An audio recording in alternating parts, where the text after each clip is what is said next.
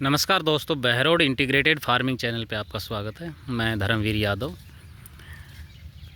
राजस्थान के बहरोड कोटपूतली ज़िले से।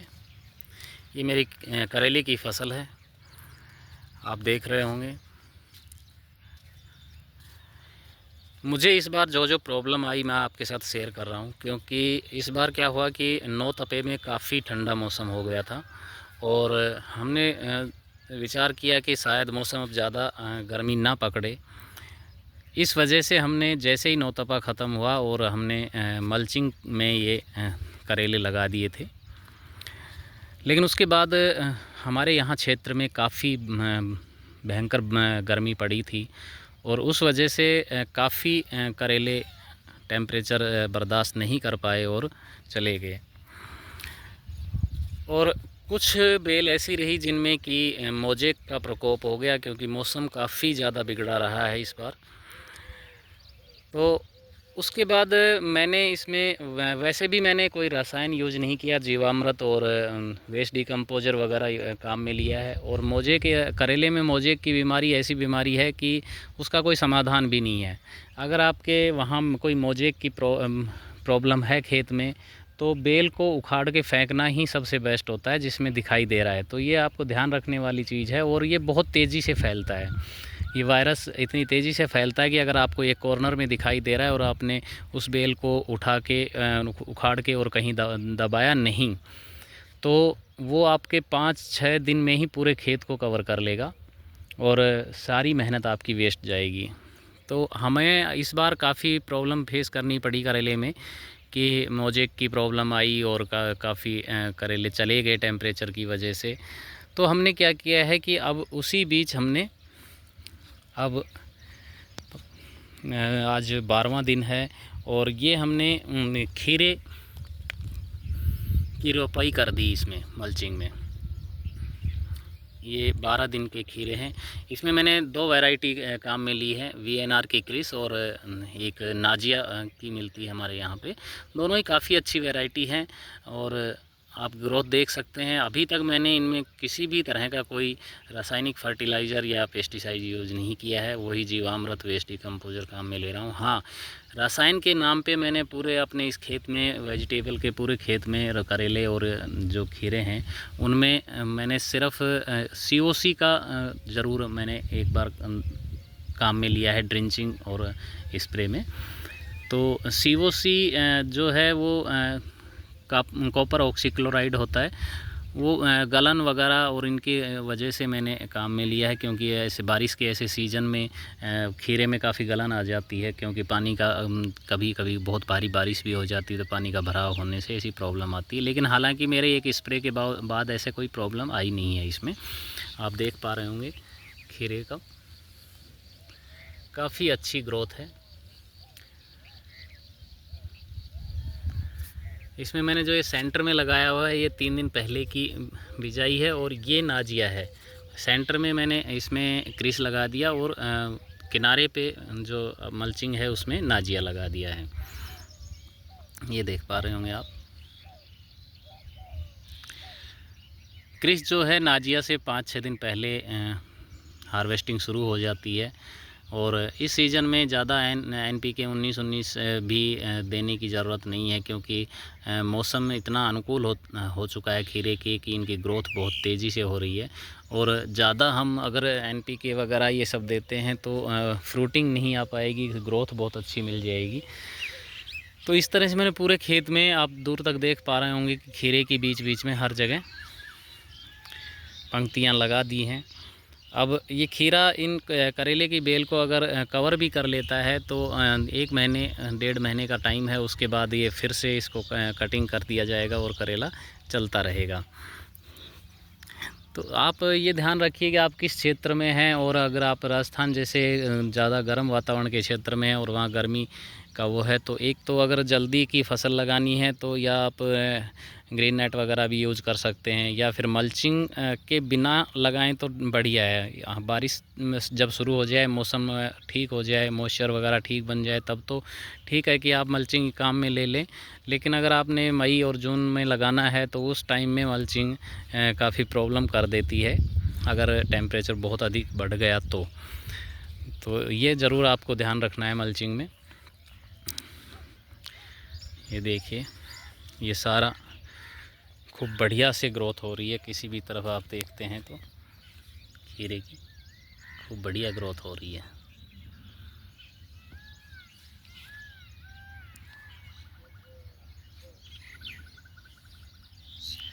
थोड़ा इस बार मैंने करेले में भी एक लोकल कंपनी काम में ले ली थी, इस वजह से भी शायद वायरस का ज़्यादा प्रकोप रहा।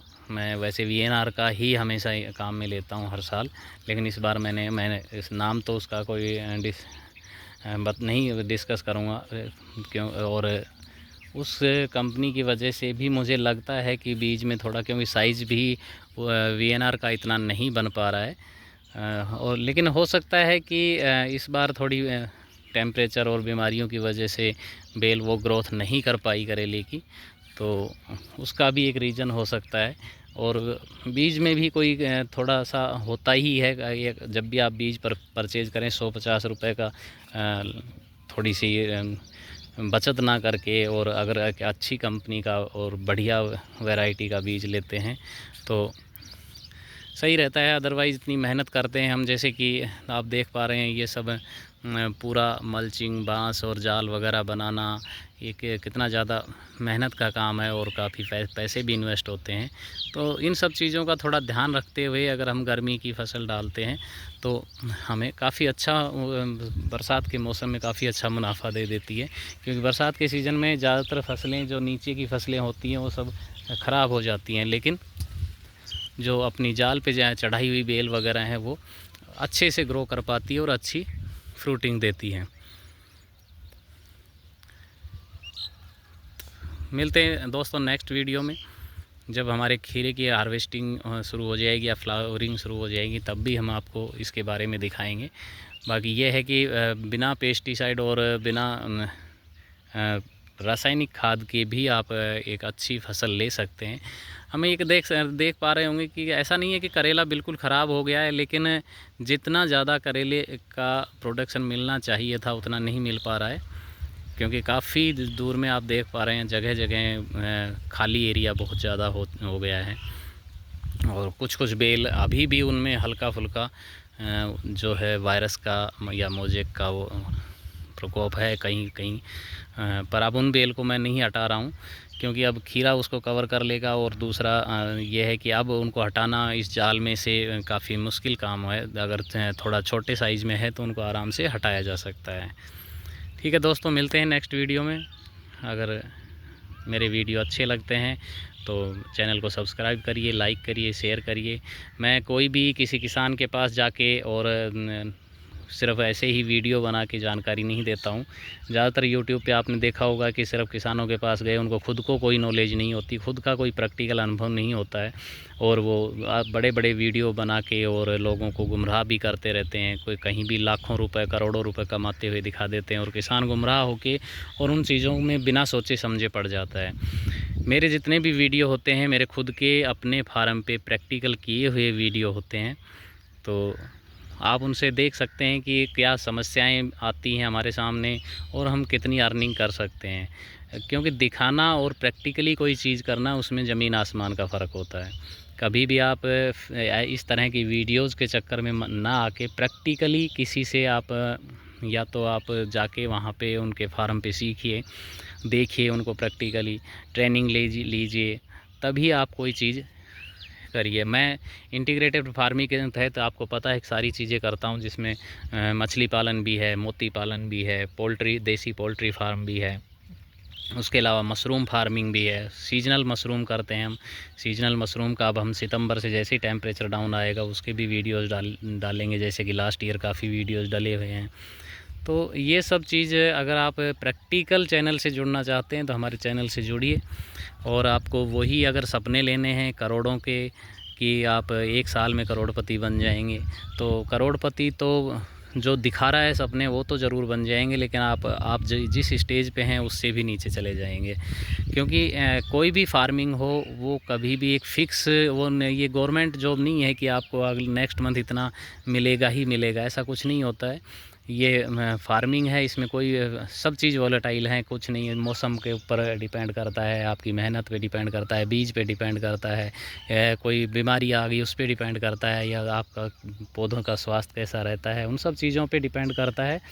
तो ये सब चीज़ें ध्यान में रखते हुए ही एक फार्मिंग के उसमें आप एंटर करिए। और संयुक्त फार्मिंग को या इंटीग्रेटेड फार्मिंग को मैं हमेशा इसीलिए प्रमोट करता हूं कि अगर एक चीज़ में कोई प्रॉब्लम आ जाती है तो दूसरी चीज़ आपके घर की आर्थिक हालत को संभाल लेती है कि वहाँ से कुछ अर्निंग हो जाए।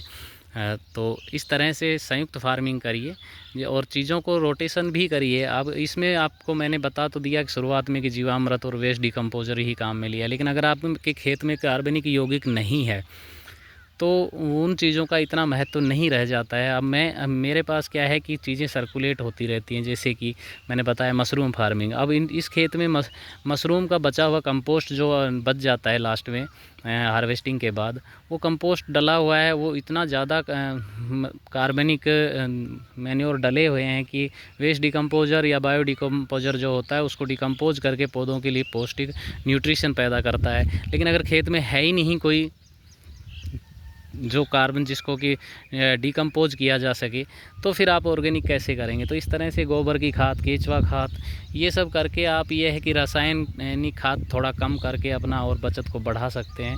बाकी तो नहीं तो ज़्यादातर हम क्या किसान आज की हालत ये हो गए, किसान ये हर्बिसाइड, पेस्टिसाइड और खाद बीज वालों के यहाँ कमा के देने के लिए ही फसल कर रहा है, ऐसा लगता है मुझे काफ़ी बार।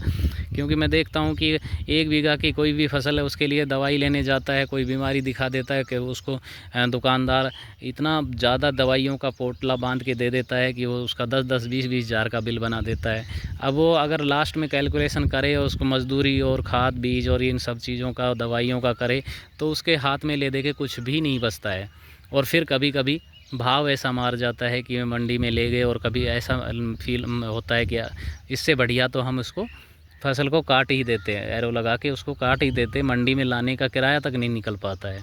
तो बचत करके और अच्छी जो फसल करना, अच्छा प्रोडक्शन लेना, यही एक किसान की जीत हो सकती है। और टुकड़ों में फार्मिंग करें। ये नहीं है कि इस बार जैसे हमारे यहाँ लास्ट ईयर प्याज का भाव अच्छा रहा, अलवर की प्याज काफ़ी मशहूर प्याज है, प्याज का भाव लास्ट ईयर अच्छा रहा, लोगों ने कुछ बीघा के 2-2 लाख, 2.5-2.5 लाख रुपए बचत भी आई उनको। लेकिन उसका मतलब ये नहीं है कि अब हम सारे खेतों में प्याज ही डाल दें।